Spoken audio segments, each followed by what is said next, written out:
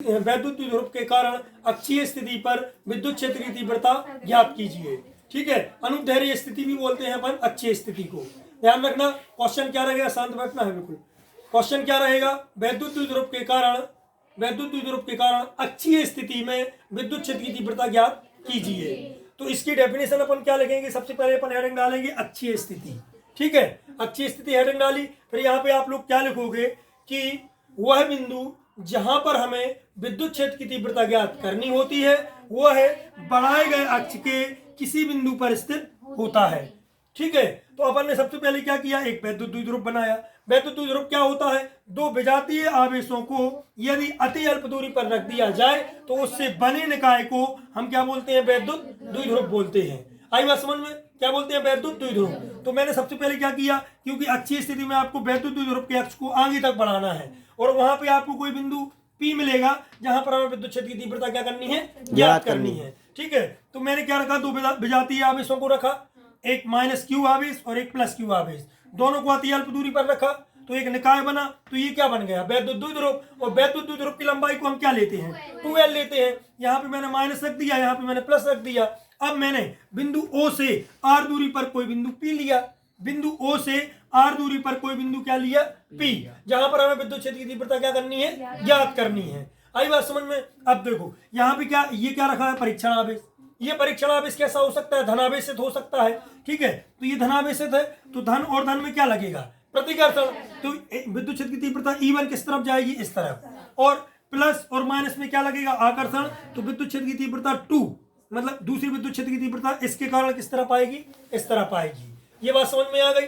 अब इसके लिए अपन को क्या करना है, सबसे पहले बिंदु A लेना है। बिंदु A पर या बिंदु A के कारण बिंदु P पर विद्युत क्षेत्र की तीव्रता। ठीक है, तो सबसे पहले अपन थ्योरी लिखेंगे, माना A भी एक वैद्युत द्विध्रुव है, लिख लोगे आप लोग, जिसकी लंबाई कितनी है, 2l है। इस पर बिंदु A पर +q आवेश और बिंदु B पर -q आवेश रखा गया है। बिंदु O से R दूरी पर कोई बिंदु P है जहां पर हमें विद्युत क्षेत्र की तीव्रता ज्ञात करनी है। ये आप थ्योरी लिख लोगे। अब इसके बाद में आपको क्या लिखना है, बिंदु A पर रखे +q आवेश के कारण विद्युत क्षेत्र की तीव्रता, बिंदु A पर रखे +q आवेश के कारण बिंदु P पर विद्युत क्षेत्र की तीव्रता। विद्युत क्षेत्र की तीव्रता क्या आएगी, E1 = क्या आएगी, विद्युत क्षेत्र की तीव्रता का सूत्र क्या होता है, 1/4πε0। क्या होता है, 1/4πε0 × Q दूरी का स्क्वायर, ना कि R का स्क्वायर, दूरी का स्क्वायर। दूरी क्या है यहाँ से, AP, तो यहाँ पे क्या आएगी, AP का स्क्वायर। क्या आएगा, AP का स्क्वायर। और ये AP किस डायरेक्शन में जा रही है, किस डायरेक्शन में जा रही है, A से P की दिशा में। किस दिशा में जा रही है, A से P की दिशा में। तो यहाँ पे आप लोग लिख सकते हो AP वेक्टर की दिशा में, की दिशा में, AP वेक्टर की दिशा में। आई बात समझ में, इतना बन जाएगा सभी से। अब इसमें अपन क्या करेंगे, अपन इसको AP को तोड़ेंगे, काय में, O में। ठीक है, O में तोड़ेंगे। ठीक है, तो यहाँ पे क्या आएगा, यहाँ पे क्या आएगा, E1 = 1/4πε0 × Q। चलो भाई AP का मान बताओ, AP का मान ध्यान रखना, O में तोड़ना है आपको, पूरी वैल्यूज O में आनी चाहिए। ठीक है, तो AP का मान क्या होगा, यदि हम OP में से OA को हम घटा दें तो इतनी दूरी बच जाएगी, AP ही चाहिए ना अपन को।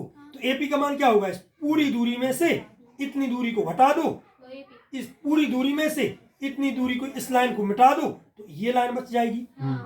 ये लाइन क्या है, और AP। तो हमने AP का मान क्या रखना है हमें, OP - OA।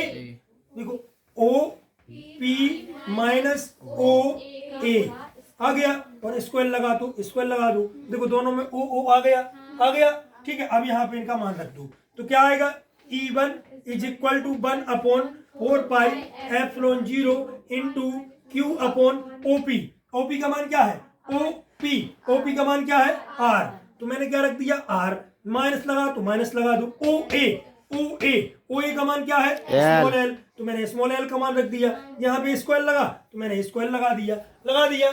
इसको इक्वेशन नंबर फर्स्ट दे दी। ठीक है, इसको मैंने इक्वेशन नंबर क्या दे दी, फर्स्ट।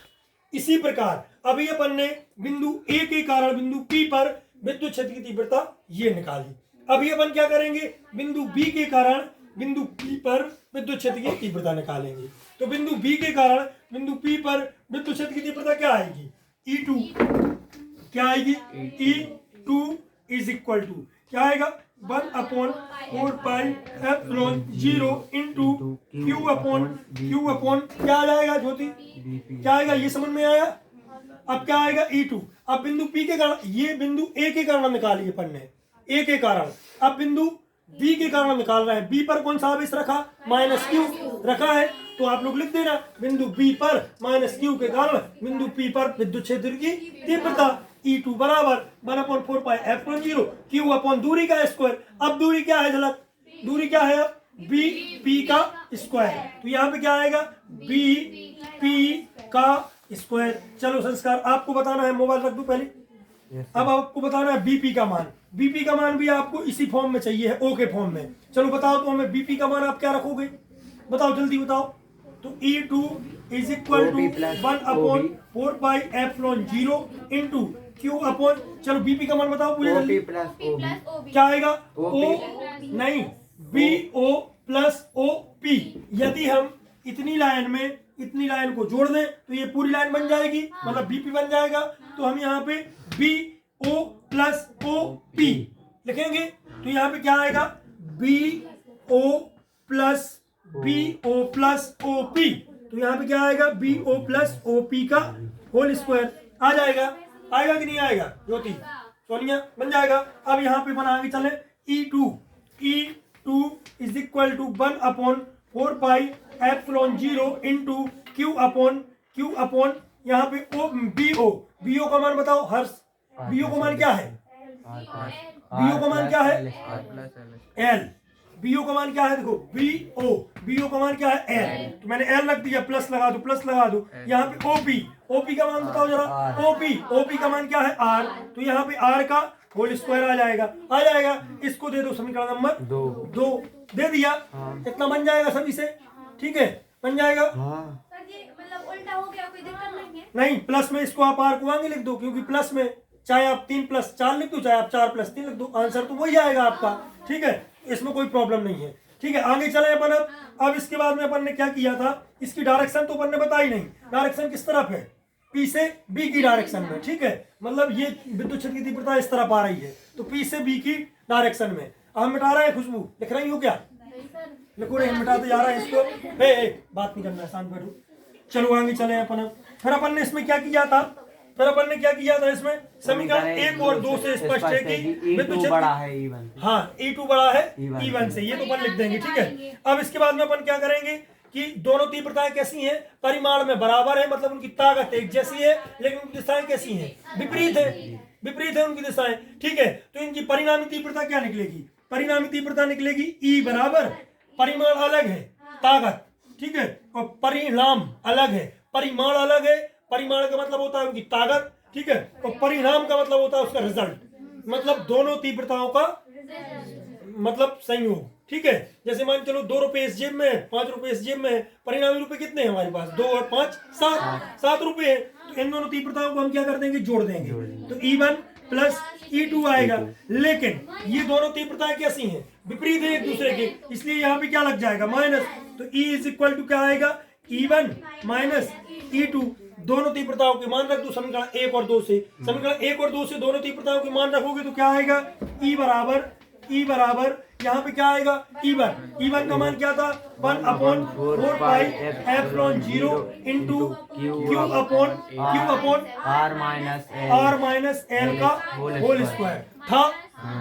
अब यहाँ पे माइनस लगा दो, 1/4πε0 इंटू Q अपॉन क्या था, R प्लस L का होल स्क्वायर था। अब यहाँ पे हम क्या करेंगे, 1/4πε0 और Q कॉमन है, इनको कॉमन निकाल दो भाई। तो यहाँ पे क्या आएगा, E इज इक्वल टू 1/4πε0 मैंने कॉमन निकाल दिया, इनटू में कॉमन क्या निकाल दिया, Q। तो अंदर क्या बचा, 1/R minus L square minus 1/R plus L का होल स्क्वायर आ जाएगा ये। अब यहाँ पे A ऋण B का होल स्क्वायर बराबर A का वर्ग ऋण B का वर्ग, A का वर्ग धन B का वर्ग ऋण 2AB। ये वाला फॉर्मूला लग जाएगा। यहाँ पे a प्लस बी का होल स्क्वायर मतलब a का स्क्वायर प्लस b का स्क्वायर प्लस 2ab ये लग जाएगा। तो सबसे पहले तो आप तेरे गुणा कर दो, इसमें इसका यहाँ कर दो, इसका यहाँ कर दो, नीचे का नीचे कर दो। चलो करो तो क्या आएगा, e बराबर q अपॉन 4 पाई एप्सिलॉन 0 इंटू इसका यहाँ करोगे तो क्या आएगा, इसका यहाँ करोगे तो क्या आएगा r प्लस l का होल स्क्वायर, इसका यहाँ करोगे तो क्या आएगा r माइनस l का whole square, r minus l का होल स्क्वायर अपॉन में क्या आएगा, r माइनस l का मल्टीप्लाई होगा तो क्या आएगा r माइनस l का होल स्क्वायर का इसका इसमें ऐसा कर दो पहले बताइए r प्लस l का क्लास आपके पर चलना पड़ेगा। ये आ गया। चलो भाई यहाँ पे सब तुम क्या लगा दो, सबसे पहले यहाँ पे लगा दो, ठीक है। जब आप यहाँ पे लगाओगे तो क्या आएगा, देखो करो जल्दी से। तो e इज इक्वल टू क्या आएगा, यहाँ पे अपना सेम रहेगा q अपॉन 4 पाई एप्सिलॉन 0 इंटू यहाँ पे क्या आएगा a का स्क्वायर मतलब r का स्क्वायर प्लस l का स्क्वायर माइनस 2rl और यहाँ हाँ प्लस, यहाँ ये प्लस में है, अब यहाँ पे माइनस ब्रैकेट, यहाँ पे क्या आएगा r square plus l square minus 2rl आ जाएगा। यहाँ पे एक कोष्टक में a ऋण b, एक कोष्टक में a धन b, तो a का वर्ग ऋण b का वर्ग, तो यहाँ पे क्या आएगा r का वर्ग ऋण l का वर्ग का होल स्क्वायर, ये वाला स्क्वायर आ जाएगा आएगा। अब इस ऋण चिन्ह का अंदर मल्टीप्लाई कर दो तो क्या आएगा e बराबर q अपॉन 4 पाई एप्सिलॉन 0 इंटू यहाँ पे क्या आएगा r square plus l square plus 2rl आएगा। संस्कार ये अपन ने सेम लिख दिया यहाँ पे। अब इसका अंदर मल्टीप्लाई कर दो तो ये काय का है प्लस का, काय का हो जाएगा माइनस का r स्क्वायर, ये प्लस का है माइनस का l स्क्वायर, माइनस और माइनस प्लस, तो क्या हो जाएगा यहाँ पे 2rl आ जाएगा। अपॉन में क्या है r square minus l square का होल स्क्वायर आ जाएगा। तो e इज इक्वल टू क्या आएगा यहाँ पे q अपॉन 4 पाई एप्सिलॉन 0 इंटू में यहाँ पे आर स्क्वायर प्लस का है आर स्क्वायर माइनस का, एल स्क्वायर प्लस का एल स्क्वायर माइनस का, तो 2rl और 2rl कितने rl हो गए 4rl, तो यहाँ पे 4rl आ जाएगा। अपॉन में R square minus L square का होल स्क्वायर ये आ जाएगा। अब इसको अपन चाहें तो तोड़ सकते हैं, तोड़ दो भाई किसको, इसको 4rl को, इसको हम कैसे लिख सकते हैं e इंटू क्यू अपॉन 4 पाई एप्सिलॉन 0, इसको हम क्या लिख सकते हैं, इस क्यू को अंदर ले चलो, ठीक है, इस क्यू को अंदर ले चलो तो यहाँ पे क्या आएगा 2r into Q into 2l, और क्यू इंटू 2l की वैल्यू क्या होती है p होती है कि नहीं होती है, यहाँ पे r आएगा। देखना इसको मैंने 4rl को मैंने क्या लिख दिया 2rl गुणे 2r गुणे 2l, 2 दूनी 4rl आएगा, वो कि नहीं आएगा 4 को मैंने 2 गुणे 2 लिख दिया, r को मैंने जाके क्या लिख दिया, l को जाके क्या लिख दिया, q का मैंने अंदर मल्टीप्लाई कर दिया, क्योंकि हमें पता है कि वैद्युत द्विध्रुव आघूर्ण का सूत्र क्या होता है q इंटू 2l, एक बल गुणे दोनों बलों के बीच की दूरी, तो क्या होता है q इंटू 2l बराबर क्या होता है p होता है कि नहीं होता, इसीलिए मैंने इसको ऐसा तोड़ दिया, ठीक है। अब यहाँ पे नीचे देखो, नीचे सेम रहेगा आपका r square minus l square का होल स्क्वायर, ठीक है। आई बात समझ में, आप यहाँ तक आओगे, फिर इसको आप क्यों तोड़ोगे, क्योंकि हमें इसका मान p में रखना है, ठीक है। अब यहाँ पे चूंकि हम जानते हैं p is equal to q into 2l होता है, तो यहाँ पे हम इसका मान रख देंगे p, रख देंगे कि नहीं रख देंगे, और r की अपेक्षा l कैसा है, बिल्कुल छोटा, क्योंकि जब हम दो विजातीय आवेशों को अति अल्प दूरी पर रखते हैं तो उससे बने निकाय को हम क्या बोलते हैं वैद्युत द्विध्रुव, और वैद्युत द्विध्रुव है, ये वैद्युत द्विध्रुव है, तो 2l कैसी है, बहुत छोटी लंबाई है। अब 2l का भी आधा कर दिया अपन ने तो l और छोटी हो जाएगी r की अपेक्षा, तो हम यहाँ पे क्या लिखेंगे, हम यहाँ पे लिखेंगे r इज ग्रेटर देन काय से l से, अतः l की उपेक्षा हम किससे कर देंगे 0 से, तो l का मान हम यहाँ पे क्या रख देंगे 0 रख देंगे, कर लोगे इतना, तो यहाँ पे क्या आएगा e is equal to 1/4 pi epsilon 0 into यहाँ पे क्या है 2r है, इसकी वैल्यू हमने क्या रख दी p रख दी, अपॉन में यहाँ पे हमने क्या रख दिया r स्क्वायर, इसका मान 0 रख दिया, तो इसका ये आ जाएगा कि नहीं आएगा, इतना बन जाएगा आप लोगों से, बन जाएगा इतना। अब इसके बाद में हम क्या करेंगे, घात के ऊपर घात है तो घातों का क्या हो जाएगा, गुणा हो जाएगा। तो यहाँ पे क्या होगा, E is equal to 1/4 pi epsilon 0 into यहाँ पे क्या आएगा 2r into P upon r पे 4 की घात आ जाएगी। एक r से एक r कट जाएगा, यहाँ पे कितने की घात बचेगी, 3 की। तो उत्तर क्या आएगा अपना, E is equal to 1/4 pi epsilon 0 into 2p upon r cube. ये आपकी अच्छी स्थिति में विद्युत क्षेत्र की तीव्रता है। ठीक है, आई बात समझ में? कर हाँ कुछ करो।